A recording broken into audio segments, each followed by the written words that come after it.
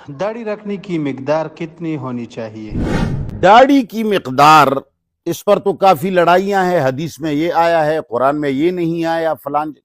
लेकिन कुरान करीम में जो ये आया है कि मूसा अलैहिस्सलाम को हारून अलैहिस्सलाम ने बोला कि आप मुझे दाढ़ी और सर के बालों से मत पकड़िए, तो इससे जो कुछ मालूम होता है और हमारे रसूलुल्लाह सल्लल्लाहु अलैहि वसल्लम की फरमूदात और सुन्नत से जो कुछ मालूम होता है, तो दाढ़ी जो है ये सामने का जो इलाका है जिसको दाढ़ और जबड़े कहते हैं, इसके ऊपर उगने वाले बाल जो तकरीबन हाथ में पकड़े जा सकते हों, इतनी हद जो है ना दाढ़ी की साबित है।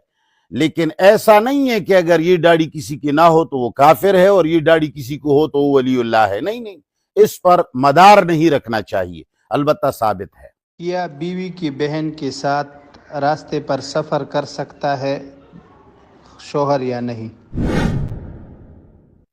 ये सवाल कि भाई बहनोई अपने साली के साथ सफर कर सकता है या नहीं, बिल्कुल नहीं कर सकता।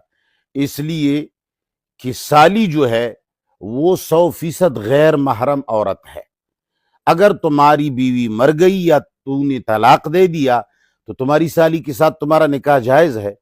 और वैसी भी सालियों के साथ इतने गप्पे मारना और खुले तरीके से जिंदगी गुजारना, हमारे मुआशरे में हम देख रहे हैं आए दिन कि बहनों के घरों को उजाड़ दिया है इन चीजों ने।